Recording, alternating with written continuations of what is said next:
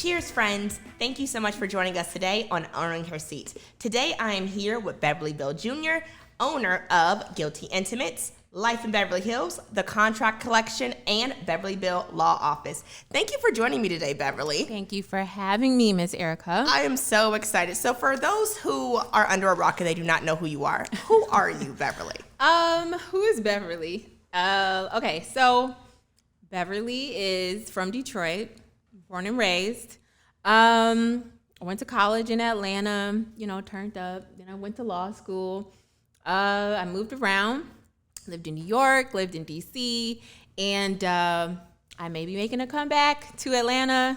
Fingers crossed, I'm working on it. That's it. So you have so many businesses, you wear so many different hats. Yes. How did you go from being a law student to attorney to influencer to law owner? Like you wear so bras, like right. Okay, so let's see. I feel like deep down, I always knew I wanted to be a lawyer, but it was always for the wrong reason. Okay. When growing up in Detroit, I want to be clear. My mom kept me in private school, so I will not lie. Like I just don't be these rappers grew up real saying hard in the project. Yeah. No. She kept me in private school, so I quickly realized, being in school and then going back home to all my cousins at my granny house, money separates things. Money, it brings opportunities. It brings freedom. So I was just like, at that time when I was younger, we didn't have so many creative jobs. For right? sure. So I'm the only way I'm going to make some real money is because if I become a doctor or a lawyer. So I was like, all right, cool. I'm going to be a lawyer.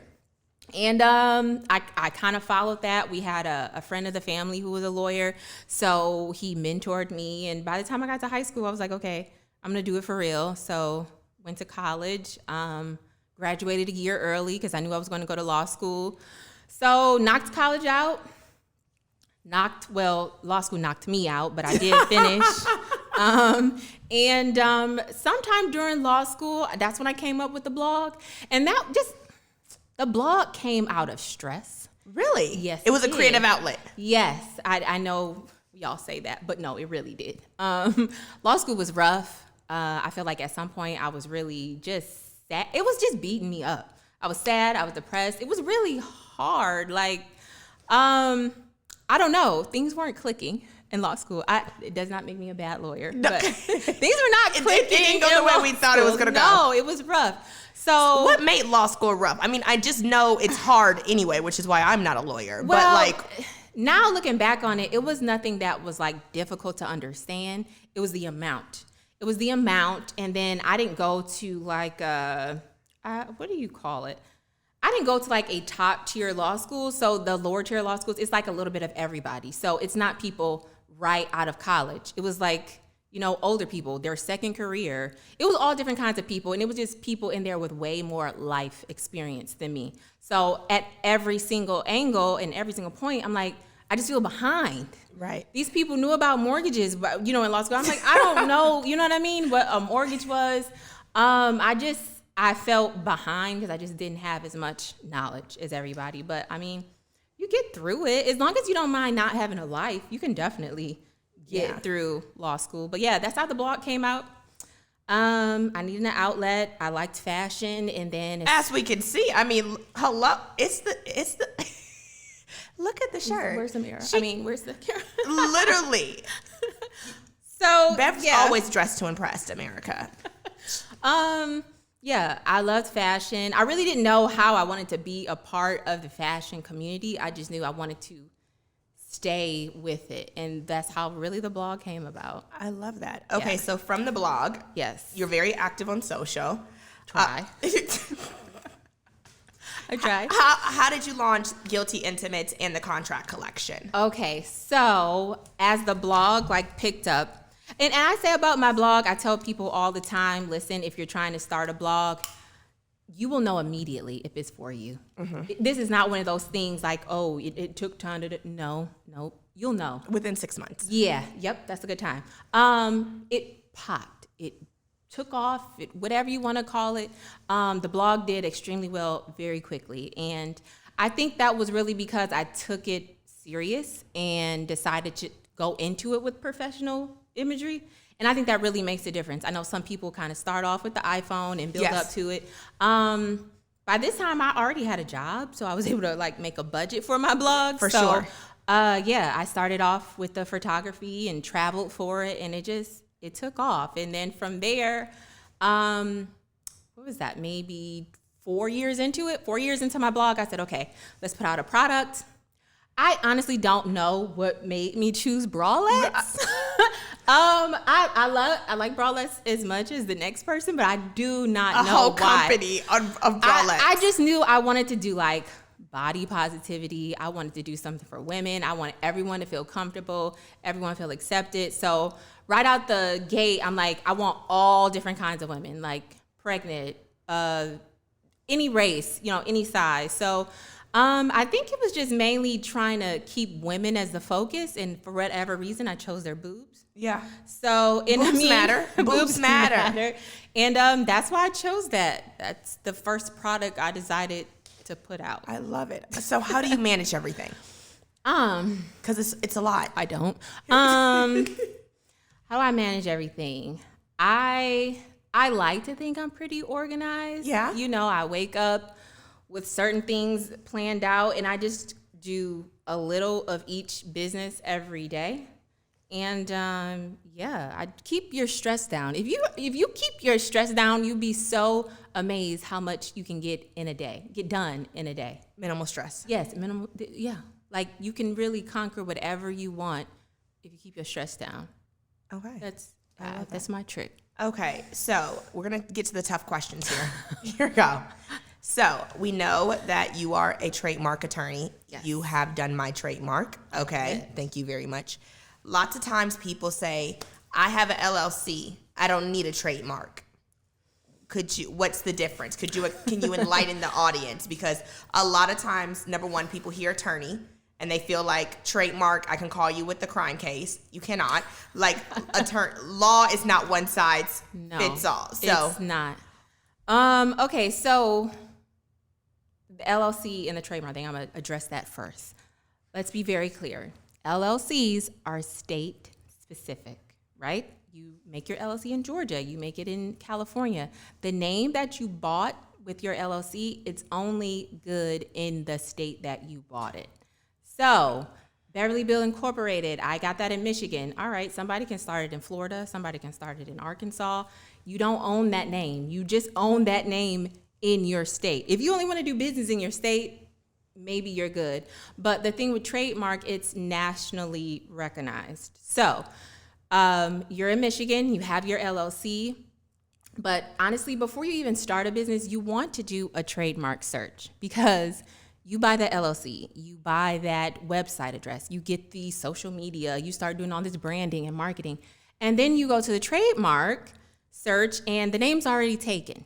So if they find you, this person who owns that trademark, they can stop everything you're doing and even sue you for whatever profit that you made off of their name. Oh. So LLC, you do not stop there. Honestly, you shouldn't even start there. You actually should start with the trademark. Oh. Yeah. So what tips do you have for people? This is good. This is good. Tips. So, okay, with the trademarks, it's not cheap. And if it is, I wouldn't trust it. Don't go to them if it is cheap because trademarks can take almost up to a year and sometimes more than a year to complete. So if you see someone with a low trademark price, I feel like steer clear because it is a lot of work. It's tedious and it takes a long time and they are charging you for their time. An attorney is charging you to work on your business for an entire year. So it's worth the investment. I always say that you need to do a trademark search first before you think about starting a business. And then you can start with the LLC. But even with the LLC, you got to understand the minute that you start an LLC, you're already creating a bill for your business and you're not even making money yet. Yes. You have to pay those LLC fees. Yes. So, you could be a sole proprietor for a while, and all the LLC does is protect you from a lawsuit. It doesn't really do too much other than that. Once you have an LLC, the person can only sue your business and not you personally. So, see, Trademark, LLC, you have to get your EIN. You have to get your EIN. This is how you pay your taxes, people. This is how you pay your taxes. Like, I really want to get in that. Like, this is a big deal. Do not start a business and you don't have your EIN.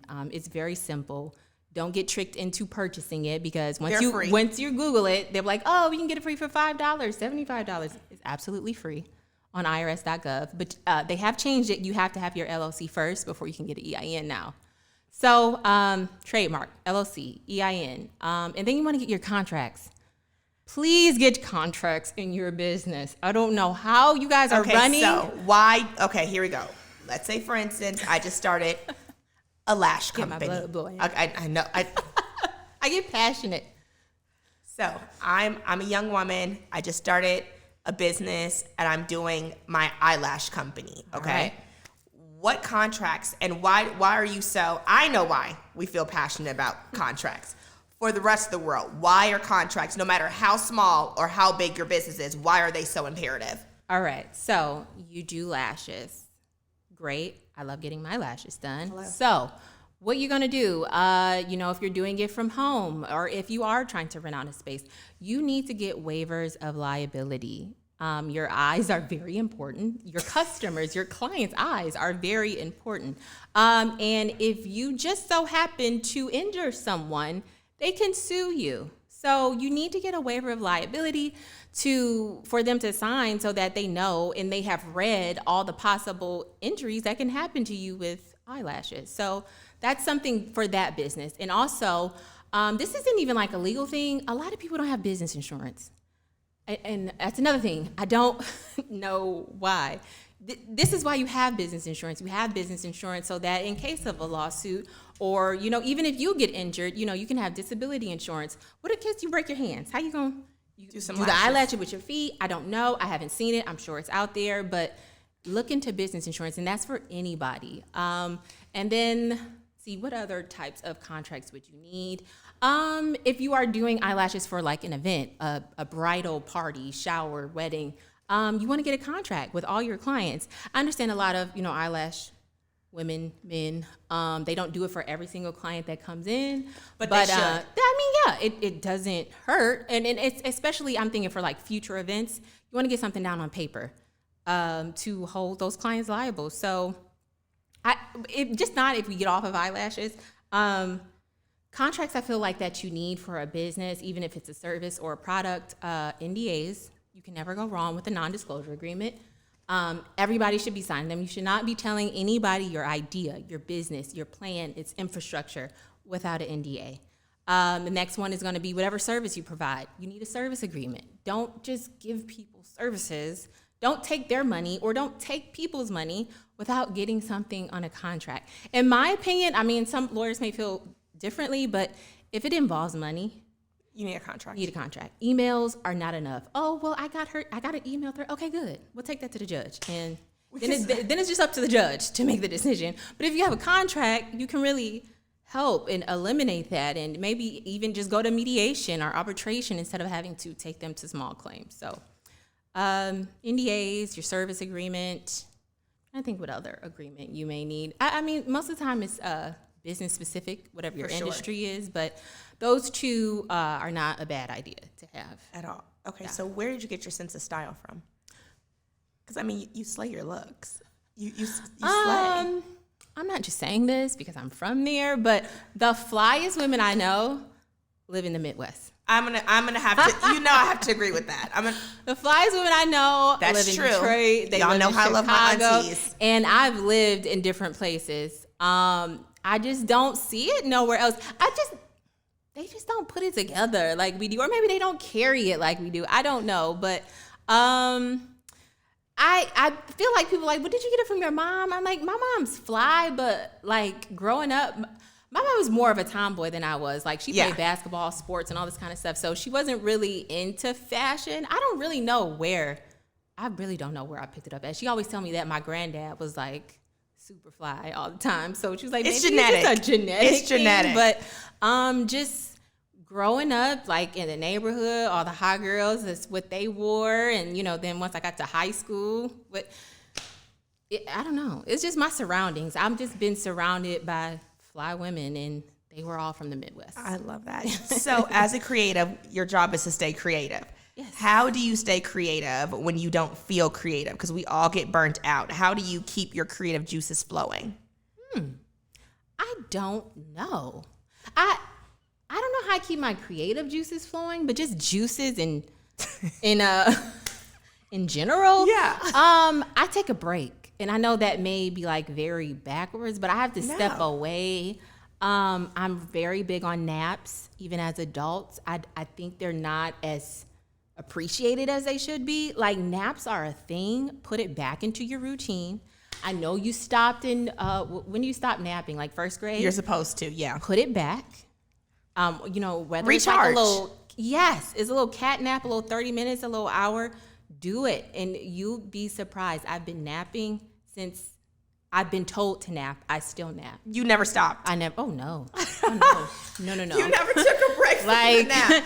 I mean, I'm an entrepreneur now, but like even when I was working, in offices or firms, I take naps. Yeah, on my lunch break, I go into a conference room. And you would sleep.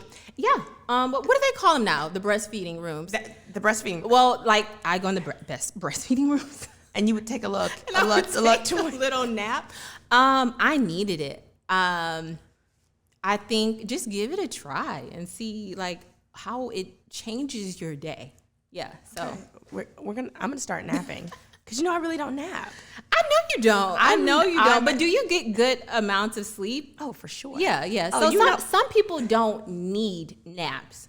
Some people need them, like me. I feel like I need them.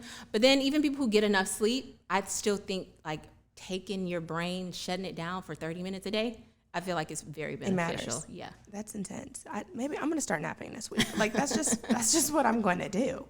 Try it. So literally, what's next for you? What's next? I'm just trying to keep building everything. Keep building my practice. Like I told you, I've been traveling everywhere, so I kind of been making little networks in each major city. So just keep building my law firm, keep building the blog brand, just building all of my brands, really. And I've been really giving it serious thought and trying to get that process going. But I'm thinking about becoming a judge eventually, maybe 10 to 15 years down the line. You as a judge. What kind, though? What kind of judge? Whatever one they'll let me be, whatever one they'll allow me to be. Whatever they'll have me. Because you know what? I didn't take the traditional legal path route. I didn't become a clerk. No criminal. Why did you decide to do the creative route rather than like taking the traditional prosecutor? I didn't choose it. Oh, okay. It chose me. After law school, my mentor, I had a mentor who lived in Atlanta who gave me a job at his firm. He did criminal law, a little bit of entertainment, and then his partner did divorce law. Hated divorce law. It was the worst. Hated criminal law. It was the worst. I just feel like at some point you're going to have to stop driving drunk. At some point, like you're gonna keep calling us and telling us that I got a DUI. Okay, so why? Because they wouldn't give it to you. So you earned it, sir. I couldn't get with criminal. I couldn't get with divorce. And then he also did entertainment law, and it was mostly like sports. So for a minute, I thought I wanted to be a sports agent. I'm like, oh, okay, this is cool. Boom, boom. No.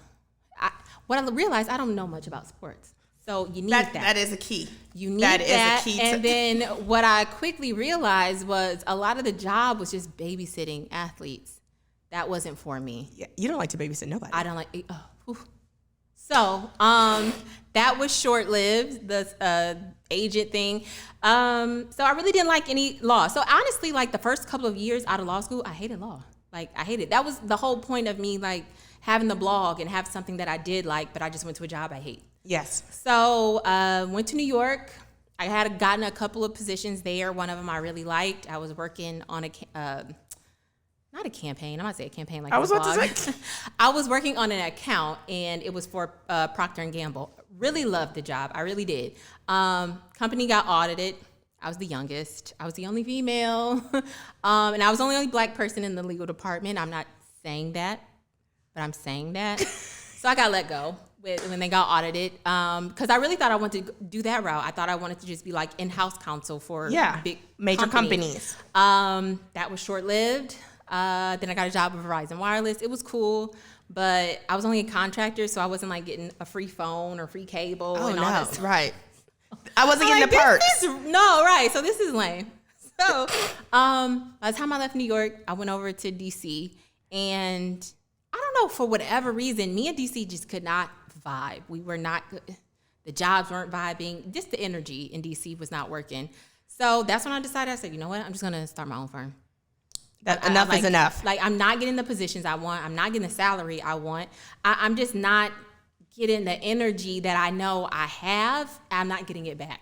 So the best way to like get rid of bad energy is to do something on your own, really. Like, now I don't have to deal with anybody but me. So how did you take that route from leaving entrepreneurship? I mean, from starting like at corporate to going into entrepreneurship, especially because we have so many people right now.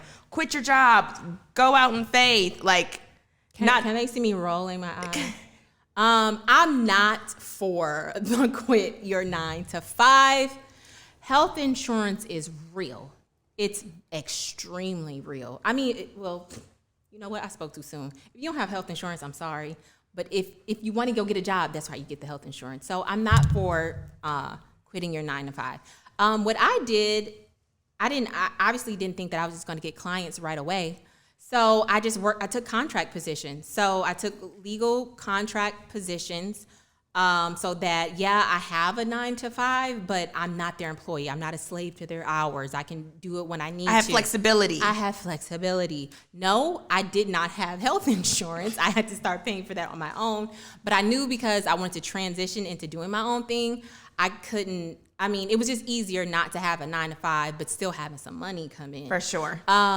I say that before you jump into any business, where's your flow of income coming? Because you can't start a business without any money. You have to have some revolving capital. You have to. It does not work like that. You don't just open up your eyes. Oh, I'm going to start a business today. With what money? Don't quit. Do not quit your job. Don't quit your job until you're absolutely ready. Like, what's the rule? Don't quit your job until you have like a year of bill money to pay. I heard that you don't quit your job until your side hustle is making more money than your full-time job. Well, there you go. There's another rule. Don't quit it until you have more than enough money to get by without this new business even making money yet. Because the new business, it does not make money right away. I know we live in the time where everybody's making $1 million off of their business in a day or two, but literally those are very special. Y'all better stop letting them Shopify numbers lie to y'all. I know a lot of people put the little Shopify up. Ooh, and it's $1 million. Don't do it. Don't do it, y'all. Stop it. If you're doing it for marketing, I ain't gonna play with you. That's your thing. However, you people who watching it, don't do that. Don't do it. Don't make that leap off of that fake Shopify $1 million stuff. Don't do it, y'all. Because it's a lot. Speaking of, how do you do your social media? Because you seem very carefree with social media. It seems fun. I really feel like it used to stress me out. Really? Well, because it first started as a hobby, then I started making some money, and then I started treating it like a job, and jobs get stressful. Like, it doesn't matter what the job is. I know people think blogging and influencing is so much fun. It's really not. It's really a drag. So it's a lot. So it's like the pictures, the campaigns, the budget, like it's so much that you have to do. For a while, I feel like I've had my blog for 6 years now. Wow. That went fast. Didn't it? It's about to be 7. We literally just celebrated. I had that event in 2019. So it'll be 7 this year. That's a lot. Oh my God, it's older than my dog. Everybody's a dog mom. Shout out Biggie. Yeah, I feel like for maybe half of my blogging career, it was stressful. Now I'm on the other half. Now I'm just having fun. I'm doing what I want. Everything is me now. Like, I'm not even trying to sound like an influencer. I'm not trying to speak or talk how I want the brand. It's me. It's very much Beverly. The only thing that you're not getting on the blog is curse words, because in person I do curse like a sailor. That's the only thing. You're not kidding. I don't give you on the blog. I let you be surprised when you meet me. Like, oh my God, she has a potty mouth. Yeah. Yeah. That's so one thing we do have I in save that common. mystery. Yes. But everything else It's is me. It's me. What advice would you give someone who wants to follow in your footsteps? Don't do that. There's so many things that I wish I could change and do differently. And I would want someone to really walk their own path. If it was up to me, as far as education-wise, if it was up to me, I would have figured out a way to pay for I'm about to say something else, my student loans differently. I would have went about that a completely different way. But I have a old school approach to money. I went about it in an old school way. I don't know, if I was firmer and believed more in myself, I would have waited. I would have took off a year and then went to law school, or got a job where someone would pay for my law school. So, Because law school is not cheap. No, it's not. No, it's not. So when you see my prices, know that I've earned those prices, okay? I have the experience, I have the education, I have the student loans to prove it. This is why I'm here. But no, okay, you want to walk in my footsteps. Only thing I will say that I do for myself that you should do to yourself, be nice to yourself. Be much more kinder to yourself than you are. From here on out, talk nicer to yourself. Hey, Bev, you look good today. You had a good day today. Good for you. You're great. I know it sounds silly, but I'm so serious. Everyone else is going to be so hard on you, is watching everything you do, is going to try to tell you advice. Sometimes it's good, sometimes it's bad, sometimes it's coming from a negative place. If you don't do anything else, be nice to yourself. Forgive yourself. You're going to mess up. But yeah, you got to be your own best friend, period. Yeah. And I know that's coming from an only child, but I mean it. Even if you're not an only child, you need to be your own best friend. You have to be your own cheerleader. Everything else is extra. Everything else is icing on the top, the cake, the cherry on the top. No, you got to be enough. Everything else is just extra. Yeah. Well, I love it. Well, Bev, thank you so much for joining us today. This was so much fun. Thank you. Is there anything else you would like to share with us? If you're thinking about trademarking, all things trademarking, you please. know who to call. The summer's about to drop. You need some bralettes. You know who to call. But no, seriously, I'm really happy with what I'm doing now. I do feel like I found my purpose and my calling. I'm just happy. I wake up and I choose joy. Come on, every day. Okay, that's just me now. That's my brand now. I'm not letting anything stress me out at all. Work, family, personal, any of that stuff. It's gonna be hard. Entrepreneurship is hard. Working is hard. Life is hard. So just get up with the right mindset. And if you feel like you're not, today is not that day, go back to sleep. Just try it again. Try it again. And that's okay. You're not gonna have a positive, happy day every single day. So go back to bed, try it again, talk to God, your cat, whatever. And start fresh. Well, here's to joy. Thank you guys so much for joining us today on Owning Her Seat. Make sure to like, share, and subscribe. Until next time.